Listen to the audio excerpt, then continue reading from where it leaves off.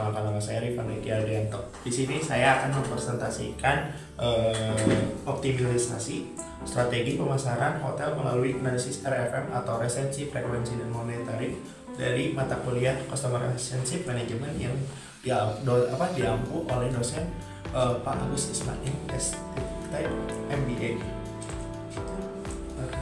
Nah, di sini ada daftar isi dari presentasi saya, ada beberapa. Yang pertama adalah definisi RFM, yang kedua definisi pentingnya RFM bagi dunia bisnis hotel, terus yang ketiga tujuan dan manfaat RFM di bisnis hotel, terus yang selanjutnya hasil analisis data RFM pada bisnis hotel, terus yang ketujuh proses analisis datanya dari 1000 data yang yang saya analisis. Terus yang selanjutnya tujuan analisis data dari hotel tersebut, dan yang selanjutnya hasil data dari yang saya buatkan dari 1000 data tersebut, dan terakhir kesimpulan.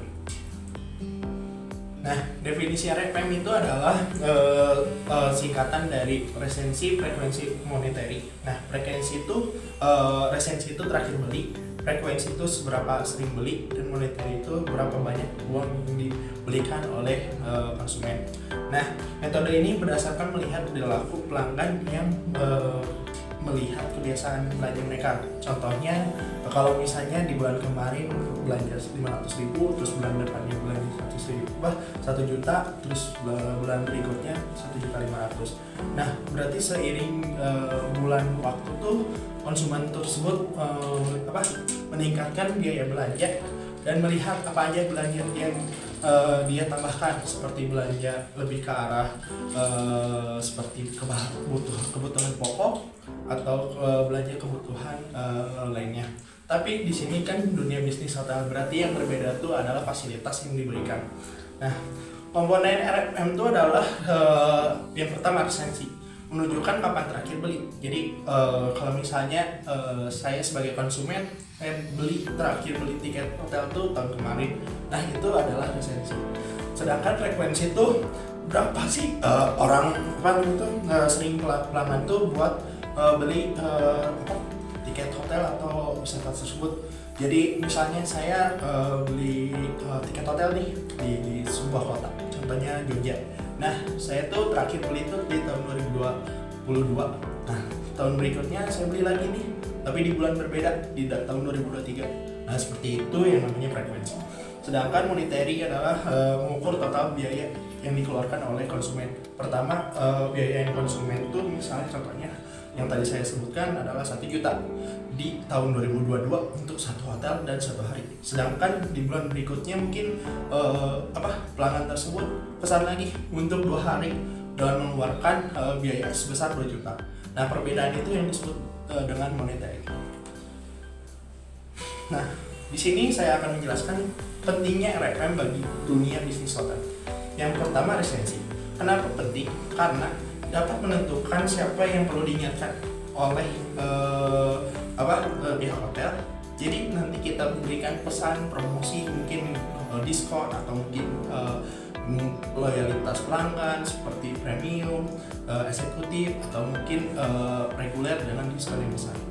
Terus menyusun kampanye promosi juga nih, seperti kampanye yang tadi saya sebutkan dengan memberikan diskon atau mungkin pelayanan yang lebih. Nah, itu pelanggan akan kembali seiringnya waktu. Dan yang terakhir adalah mendorong juga repeat booking atau misalnya pembelian pesanan ulang untuk di kemudian hari, dengan seiring waktunya akan menjadi loyalitas pelanggan yang tinggi. Sedangkan frekuensi atau mungkin identifikasi tamu loyal, kita tuh harus melihat nih, mengelompokkan tamu tertentu. Misalnya kelompok satu tuh berarti kelompok yang sering beli tapi di tahun yang berbeda. Nah, terus kelompok 2, pelanggan yang sering beli tapi di bulan berbeda. Dan kelompok 3 adalah pelanggan yang sering beli di bulan yang sama tapi minggu yang berbeda. Nah, yang ketiga adalah memberikan layanan personal juga, karena pelanggan juga akan melihat juga bagaimana kualitas layanan yang diberikan oleh pihak hotel. Sedangkan monetary adalah menentukan tamu bernilai atau lebih lihat nih berapa penilaian tamu kita untuk mengeluarkan biaya dalam industri hotel. Seperti yang pertama, kita menyusun program VIP atau eksekutif dengan harga yang misalnya kita jual itu 5 juta, tapi kita kasih nih ke pelanggan loyalty yang sering beli. Mungkin contohnya bapak ibu, barangkali kita ada program eksekutif atau VIP untuk pelanggan loyalitas seperti ibu dengan harga yang lebih murah, 50% diskon.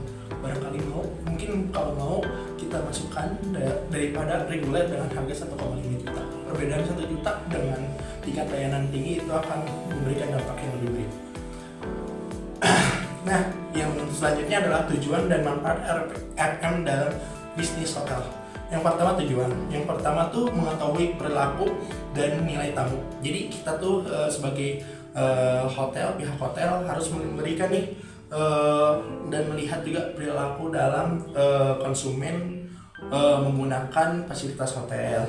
Nah, yang kedua, meningkatkan loyalitas pelanggan seperti kita memberikan pelayanan silver, premium, VVIP atau VIP. Yang ketiga adalah memberikan segmentasi tamu yang tepat. Jadi lihat segmentasi tamu yang sering mengeluarkan uang, tamu yang jarang mengeluarkan uang, seperti itu. Sedangkan kita juga harus memberikan promosi yang efektif agar tamu-tamu tersebut bisa menggunakan layanan hotel. Yang terakhir mungkin meningkatkan pendapatan hotel. Jadi kita tuh di tahun 2024 hotel misalnya contohnya per tahunnya kita dapat omset bersih sekitar 1 miliar. Sedangkan di 2025 kita targetkan omset bersih sekitar 2 miliar, seperti itu. Dan manfaatnya adalah pelayanan lebih profesional. Jadi pelayanan tuh lebih ke arah saving atau mungkin lebih besar dibandingkan pelayanan yang sebelumnya. Terus retensi tamu lebih baik, berarti pelayanan dalam tamu untuk resepsi itu lebih baik.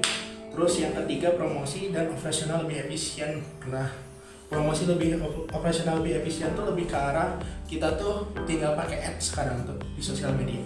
Bayar sekitar berapa ratus ribu, itu kita dapat atensi yang lebih banyak.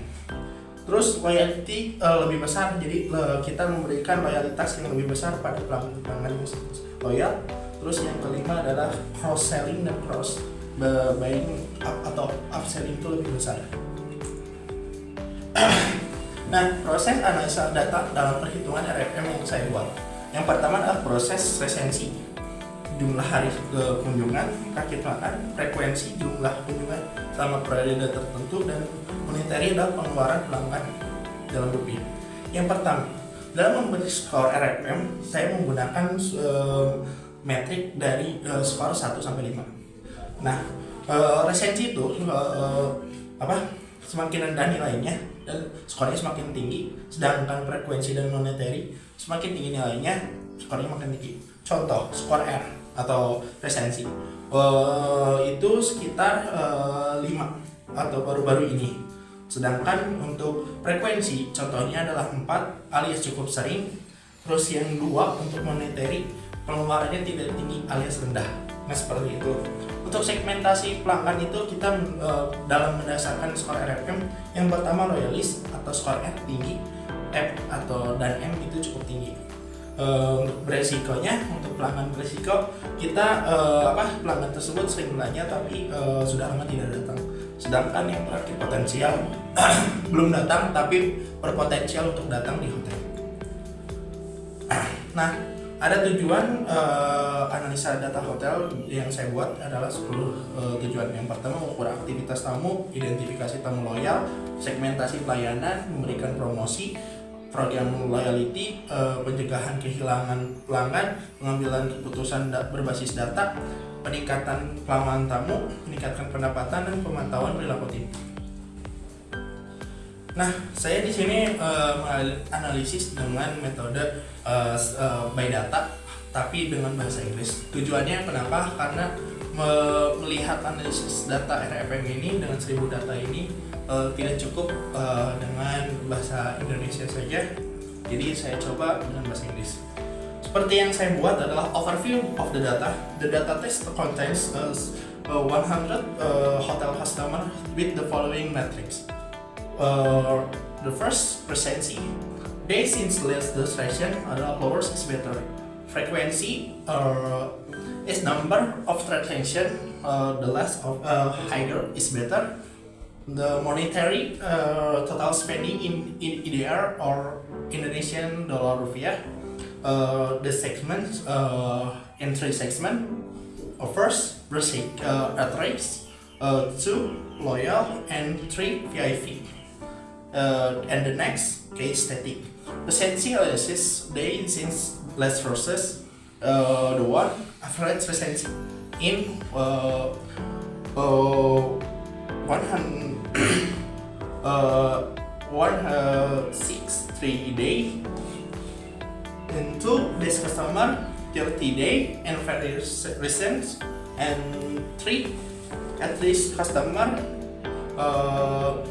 average 180 days inactive.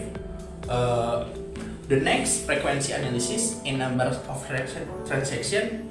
The one average frequency 97 transaction percent.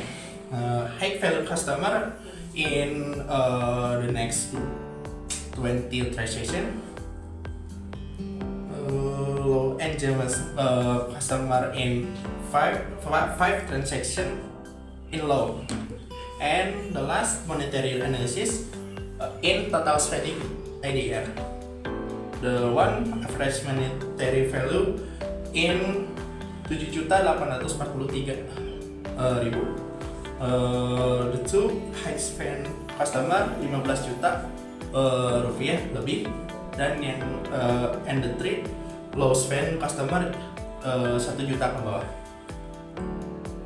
Nah, di sini saya akan jelaskan 3 jenis data, jenis sumber data dalam analisis 1000 data tersebut. Yang pertama saya jelaskan ini adalah segmentasinya.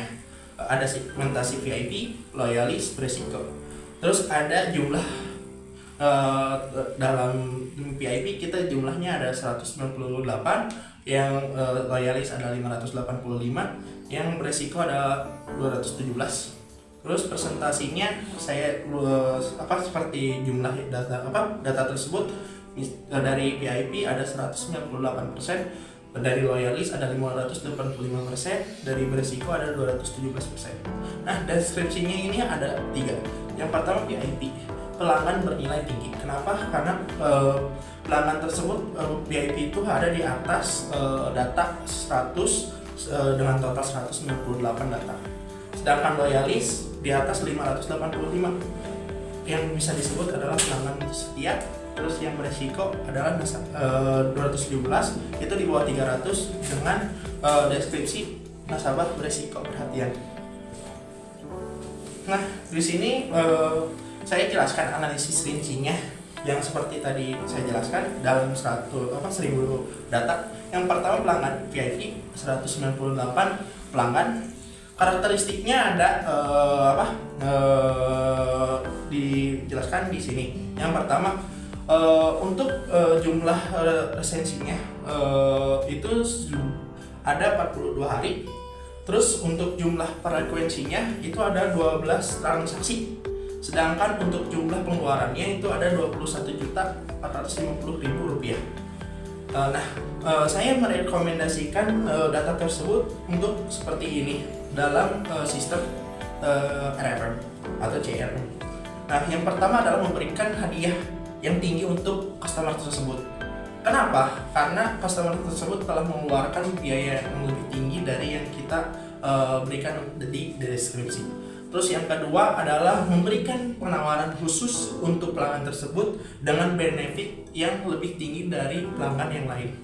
Terus yang ketiga adalah kita menjual juga program-program premium yang dikhususkan untuk pelanggan tersebut. Dan yang kedua adalah pelanggan loyal dengan sekitar 585 pelanggan. Karakteristik pelanggan loyal ini ada beberapa. Yang pertama, resensinya ini jumlah resensinya ada 112 hari. sedangkan frekuensinya ada di sekitar 10 transaksi. Terus yang ketiga adalah jumlah dari moneter ini itu sekitar 8.120.000.